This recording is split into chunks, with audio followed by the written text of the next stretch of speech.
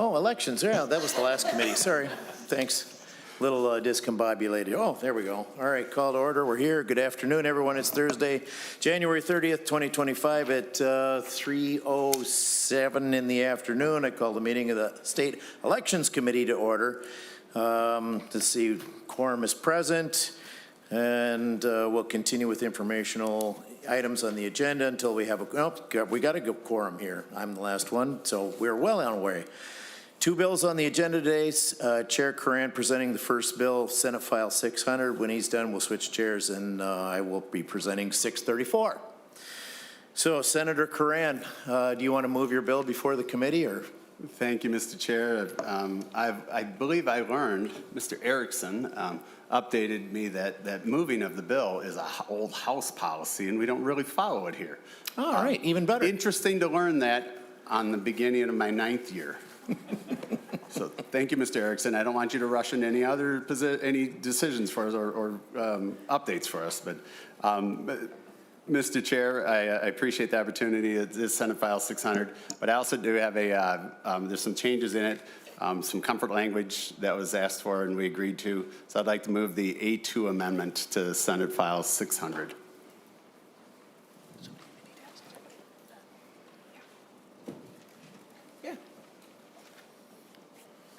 Do I need to move?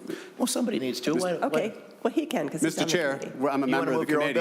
I'm a member of the committee. That hasn't changed, I don't believe. I can move my own amendment. All right, and good. it's a delete everything amendment. And this is an author's amendment then, correct? Yes. Okay.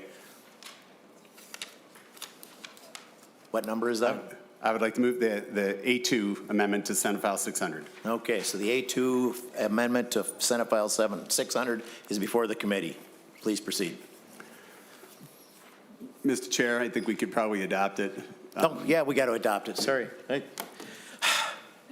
All in favor of the A2 amendment, please say aye. Aye. Aye. Opposed? The amendment is adopted.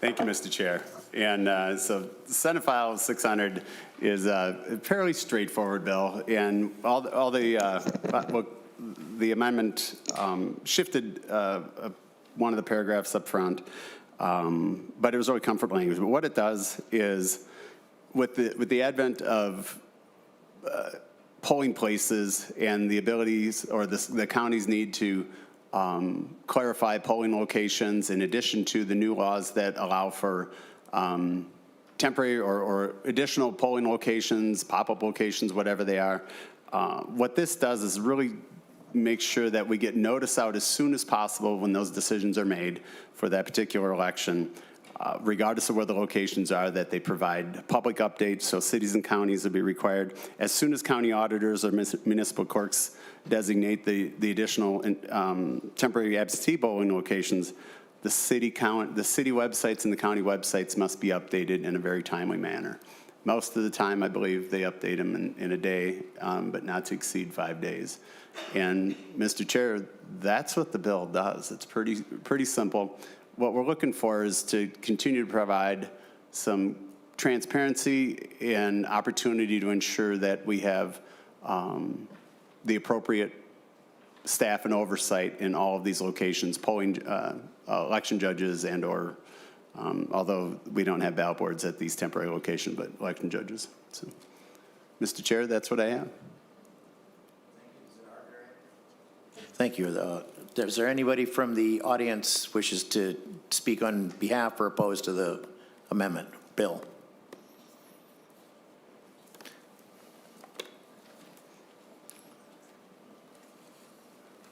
Come on, Nicole. Please state your name for the record and proceed. Thank you, Chair. My name is Nicole Freeman. I'm with the Office of the Secretary of State. Thanks for having me. So thanks to the committee for the opportunity to talk about Senate File 600. So the office doesn't have an official position on the bill, but we join in the committee with the committee in the desire for voters to have access to information about where and when they can vote for and also on Election Day. We've worked really hard in our office to make mnvotes.gov a trusted one-stop shop for folks to get election-related information. As you know, temporary locations, and as the Chair Koran just mentioned, they were first established in 2023. And so in order for our office to streamline the collection of the notices from counties and municipalities, both the ones that are open for 46 days as well as temporary locations, our elections division created a form that was easy and made sure that all the required information was gathered from cities and counties. So as that notice was received in 23 and 24, our office's staff would post that information online, and information for upcoming elections can still be found on our voting locations before Election Day website. So if our office realized over the course of the last couple years, if there was information that was incomplete or might be missing, we reached back out to the jurisdiction to follow up with them so that our websites and theirs reflected all the options available to voters. If this provision moves forward, our office doesn't have any concerns about meeting the posting requirements. And finally, just want to thank you for considering the bill and the opportunity to explain how our office has been sharing this information with Minnesotans since the underlying provision was passed back in 2023. Thank you. Thank you. Members of the committee, Senator Westland. Thank you, Chair. I just have a quick question on both, a question about both of the bills. I think the plan was to lay these over. Is that the plan? Yes. Okay, great. Thank you. Anyone else? Senator Marty. Mr. Chair, thanks. Ms. Freeman, I'm just curious with, I guess they're not called temporary locations, but for early voting, like in a county, is there a requirement for at least one for early voting, or, and is that noticed the same way this is within 5 days of when it's set? Or? Yeah, thank you, Senator Marty. And now I'm blanking, is it 203B.121? Is that where we are? No, 081 is where we are. In its subdivision 7 is where those full-time 46-day locations are. Their notice requirement is outlined there. And both counties, municipalities designated to administer absentee, as well as cities, counties, and municipalities designated to administer absentee have to post that information 14 days before the absentee voting period starts. Yep, so there's a requirement for that too.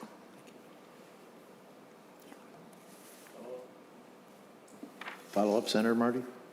All right, thank you. Anyone else? Senator Carlson. Thank you, Mr. Chair. I don't have a question. I have a comment that I think this is a good bill, and I want to thank Senator Koran for bringing it forward. This helps with clarity, with addressing where and when people vote, and it's very well needed. Thank you. Thank you. And with that, Senate File 600 as amended is laid over for possible inclusion. Thank you.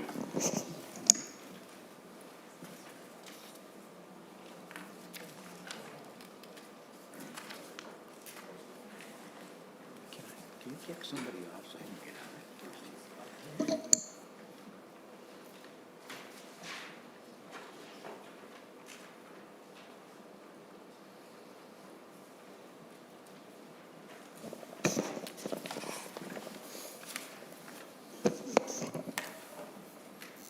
All right, next on the agenda is Senate File 634. Senator Bahr, the floor is yours.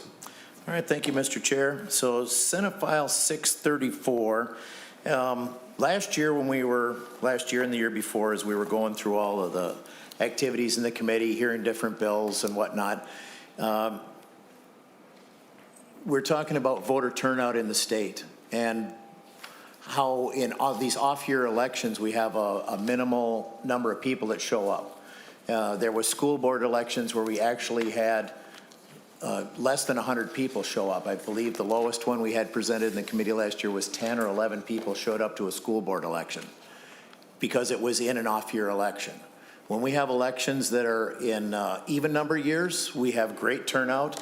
You can look historically, we can look back at Secretary of State's office was in last week, and we were 76%, a little over 76% was here for the general election. The year before, 2 years prior to that, in the midterms, we were at 61% because the president wasn't on the ballot. And you can see as you go walk your way back here, primary elections, it's the smaller the election gets, the less the people turn out.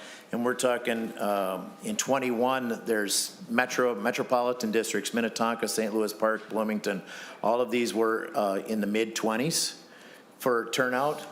And on different town elections, the school board, we've got in Anoka Hennepin, they had a school board election in 21 and a school district election, and we had 10% of the population show up. So the intent of this bill is to move as many elections as we can over to the even number years, so they coincide with the presidential election when people are actually paying attention and looking at elections and when they'll happen. So as we go through the bill, this first section of this, it excludes every city of the first class, which is, there's 4 of them in the state. So they're all excluded from this provision, and they could still stay on odd number years if they so wanted to. And I did have a question for legal counsel, if I could get a clarification. It was brought to my attention earlier today that if you go to, example is line 2.25 in the bill, that's subdivision 2.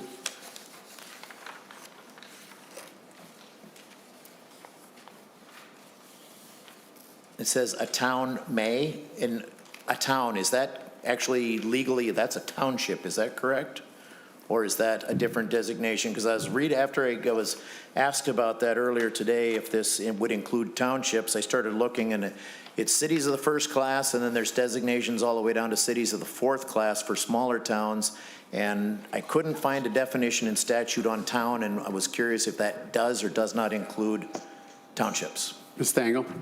Thank you, Mr. Chair and Senator Bahr. Town, you'll have to forgive me, and there may be somebody from the townships in the room that can tell you the distinction, but towns and townships are the same, but they're used in legally distinct ways. But cities and towns are different, but the 205, 075, and Section 3 covers towns. So town elections, which are held in March, would be put to even-numbered years under this section. Okay. Senator Bahr? So, Mr. Chair, when we lay this over, I would like to work an amendment to exempt townships as well as cities of the first class from this provision. So this would only be the cities of the second, third, and 4th classes, and school boards this bill would apply to at that point. So there's provisions in here for moving everything from even numbers to odd numbers, and it leaves the distinction as you move, it leaves the choice to shorten the term or lengthen the term to the entity that is changing, whether it's a school board or a city that is moving, to either lengthen or shorten so that they could actually get all their terms, and they could do that by resolution. And with that, I'll stand for questions. Senator Bahr, we have 3 speakers. I think we'd like to have the speakers come up first, and then we'll do questions. So first up, we have 3 testifiers. We have Greg Abbott, I believe, who is on via Zoom. Greg, it appears you're out there. Welcome to the committee, and state your name and who you're with, and then welcome. Thank you, chairs, members of the committee, for the opportunity to testify today. My name is Greg Abbott, and I represent the Minnesota School Boards Association, as well as the Association of Metropolitan School Districts. We are in opposition to Senate File 634 because we feel it is an unnecessary mandate that erodes local control of school districts. School districts already have a clear and established process to determine their school board election years, making this bill not necessary. The history of school districts choosing between odd and even year elections goes back to the 1990s, when the legislature wanted to move May school board elections to November. As part of the agreement, schools were granted the flexibility to choose even year or odd year elections, whichever election cycle that best suited their local community. At the time, 168 chose odd year, while 172 opted for even year elections. Then in 2005, the federal government passed the Help America Vote Act. It required special voting machines like the Automark, moved elections to optical scan systems, which required public testing of equipment and renting of the machines. It made the process more complex and more costly. And in the past 20 years, all but 27 school districts out of 331 have moved to even year elections, including 2 school districts in the cities of the first class. This bill would force the remaining 25 school districts into even year elections, breaking the contract set when school elections were moved from May to November. It is also an unnecessary mandate that erodes the decision of the local community. Those 25 districts have stuck with an odd year election because they believe keeping these nonpartisan races out of very partisan even year election system gives people a better understanding of who is running and keeps the focus of odd year elections on school issues. This mandate is not needed when only 25 out of 331 districts remain in odd year elections. The legislature has trusted school districts for more than 30 years to make a local decision on whether to have odd year or even year elections. There is no evidence that this flexibility has created problems or confusion. A mandate to force the remaining districts into even year elections is unwarranted and disrupts a system that is already functioning well. MSBA believes that the legislature should keep that trust with our locally elected school board members. Thank you for allowing us to testify on this issue. Thank you, Mr. Blood. We appreciate your testimony. Oh, I'm sorry. I was reading some. Thank you, Mr. Abbott. I was reading somebody else on the screen. And so next up, we only have 2 testifiers. So, Mr. Wett, if you'd come up.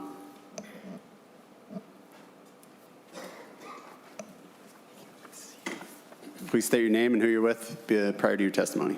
Thank you, Mr. Chair. Senators Pierre Ouellette, now with the League of Minnesota Cities. While the League understands the motivation behind Senate File 635, uniformity across the state, some efficiencies and costs with fewer elections, and some thoughts about improved participation, the League of Minnesota Cities remains opposed to this legislation. The League always seeks to preserve local decision-making authority, and currently about 30 cities choose to have their local elections in odd-number years.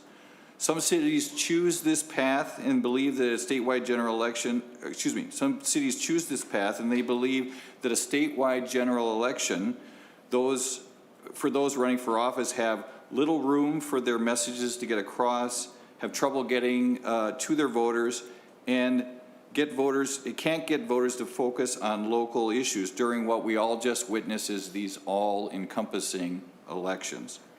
Many cities listen to their residents and feel a change is needed one way or the other. For instance, St. Cloud, through referendum, just voted to change to odd number years, and the city of Barnesville just recently voted to do just the opposite. The League also seeks to preserve a city's ability to do alternative voting methods like RCV, which would not be possible under current law if they were stripped of their right to hold elections in odd number years. Again, we feel strongly that we should preserve cities' local authority to do what they think is best for their communities and should have a choice for what is right for them. Thank you. Thank you, Mr. Watt. And Senator Bahr, Ms. Stengel has an update based on the answer or based on your previous question. So, Ms. Stengel. Thank you, Mr. Chair and Senator Bahr. I apologize, I bumbled my first answer, so I'm going to try again. So township is a geographic area. Town is the government unit. So that answers that question. And Section 3 isn't the March election. It's a town that has their November election. So this is Section 3 is about town elections in November, not March. So that was my mistake earlier. So this, Senator Bahr. the way this is crafted already, townships are excluded then, correct? They are not. So Section 3 is about, would require towns that have November elections to do so in even numbered years. Okay, so when we lay this, sorry. Nope, Mr. go Chair. ahead, Senator Bahr. Mr. Chair, when we lay this over, I'd like to work with staff to make sure that townships are excluded for their annual meeting in March is preserved. Excellent. Members, I think we have Senator Swedzinski. Thank you, Mr. Chair. And I don't know who would know the answer, and it might be the previous testifier, but what was the original intent behind ranked choice voting cannot be done in even years or odd years, whatever. I don't know, I put my glasses on. Senator Sudzinski, I'm asking Mr. Watt, if you could come up, Mr. Watt, Yeah, thank you. or Ms. Freeman. Thank you, Ms. Freeman. State your name before you testify. Thank you, Mr. Chair and Senator. I think your question was around why Mr. Willett might have said, I think our office's current determination is that ranked choice voting cannot appear on a statewide ballot. In even years. Sorry, Ms. Freeman. Thank you, Mr. Chair. Correct. So that's when statewide elections currently occur. So the way that statewide elections are currently outlined, both largely around the way that results are tabulated. There is nothing that is specifying in state law right now that dictates how a ranked choice voting election should be handled on a statewide election and in conjunction with a statewide election. So those are there's a few specific things that we feel like would need to change in order for that to happen. But right now, we don't feel like there is that allowance in state law based on the way that we currently conduct elections. It would be sort of running two different methods of an election at one time, which for statewide elections is currently not allowed.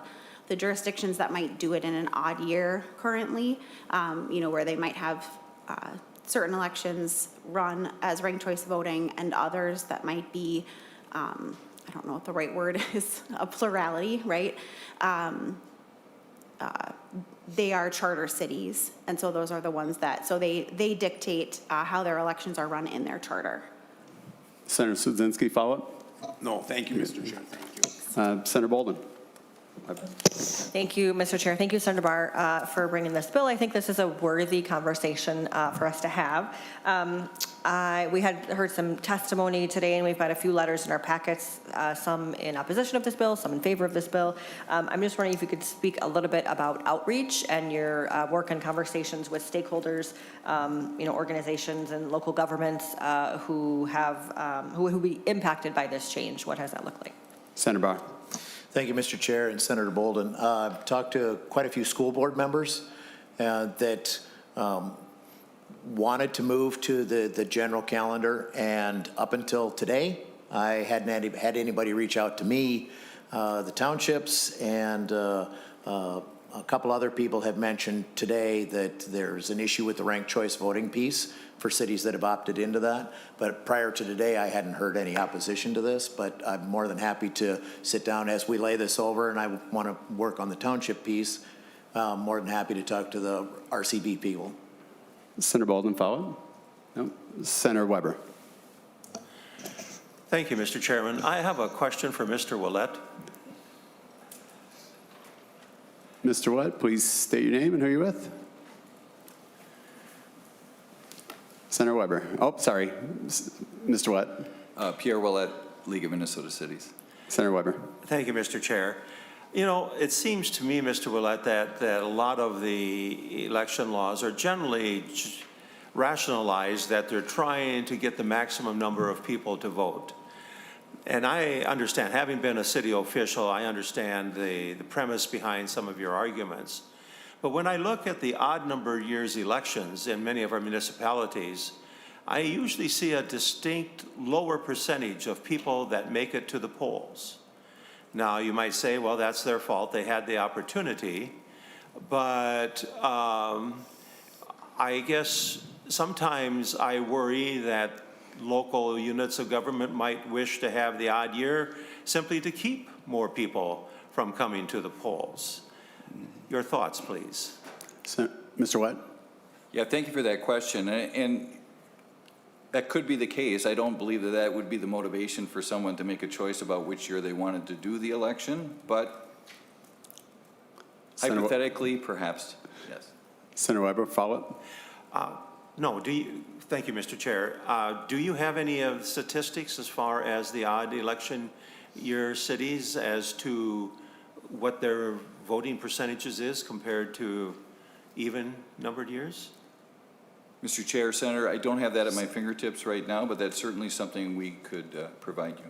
Thank you. Senator Weber. Thank you. Thank you, Mr. Senator Bahr. Yes, Mr. Chair, I have a few cities that I could share with Senator Weber. The 2022 election, or 24, we had 76% of the population participated in the November election. 22, without a president, we had 61. And then if you go to an odd number year, 21 for Minnetonka, there was 28.6% participated in the November election. St. Louis Park was 26.9. Bloomington was 26% turnout. And Anoka-Hennepin had nothing but a school board election on the school board on the ballot that day, and they were 10%. Senator Weber. No, nothing more. Thank you, Senator Bahr. Members, any additional questions? Senator Swedzinski. 10% in an off-year election. Senator Bahr.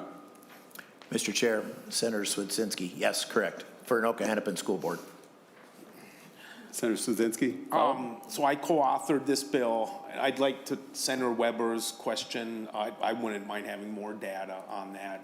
And the reason I co-authored is because my colleague, Senator Bahr, is very persuasive and passionate about what he believes in. And one of the things, one of my core values is I'd love to, before I pass, have 100% voter turnout in every single election and have every young person excited about their first turn at the polls. And I thought this bill would do that. And I haven't given up yet on that. When we have things like 10% voter turnout in elections in a nation and a state that we thrive on, calling ourselves a democracy or a republic, whichever word you're more comfortable with, that's deplorable. And I'd really love to try to get that number of 10% up much higher. My only concern is the ranked choice voting advocates are a little bit concerned, so I don't know if that's something we can continue to work on. But anyways, again, thank you for bringing a bill forward that might increase voter turnout. Senator Bahr, any response to that? No, just thank you, and if there's no other questions, proceed to closing comments. Yeah, well, not quite yet. Senator Bahr, More than happy to work on. No, but I think Senator Swedzinski and Senator Miller and Senator Bahr, I support the bill. And my experience, Senator Swedzinski, in township, when I moved up in Lent Township in Minnesota, I found out that the three gentlemen occupying those seats, sometimes you were very open, maybe share ideology, but you're only free to agree. And so I then worked on and put forth an initiative to move our election from the township march, which you have tens of people show up, and switch the board from 3 to 5. So somebody had to have at least convince 2 people of a terrible idea before it moves forward. And it was interesting. Every single one of those existing township supervisors said, boy, it's a horrible idea, having more people vote because they're just completely uninformed. And so we need to make sure that just this handful of families who run the township show up. And then they also are the only ones who show up to the town meeting after that election on election night at 9 o'clock at night and set the budget and the terms and everything. And it was interesting. Every one of them said, it's never good to have more people. And my response was, well, it's never good for you. It's very good for the people. And I think we're in the same situation here where those off elections have been having a small group of people dictate those who are elected and levies and those types of activities that occur. And thus, I think why we pushed hard, we've tried to limit the days you could have referendums because they're even more sparsely attended, which are going to impact the entire community. And so I think the reasons stated, we understand them, but I do support it for that reason. And those that fight against are typically just trying to protect their own kingdom. And yeah, it may not be good for them, but it sure as heck is a lot better for the voters and the citizens who pay the tax in each and one of those communities. Senator Bahr, any final comments? Thank you, Mr. Chair, members of the committee. As we can see, the more the object of the bill is to get more participation. And we've seen that in the committee today, that there's concerns brought up. There's still a couple things that need to be done, take care of different concerns. So me on myself, I have my idea. With the help of the committee members and input from different organizations, we will make this a better bill that can be actually passed. So the more participation, the better, which is the whole idea of the bill. And the one factor that I did forget to mention was an off-year election, you have to hire election judges, you have to have all of the other election pieces in there, the extra days, an extra primary, the extra extraneous cost.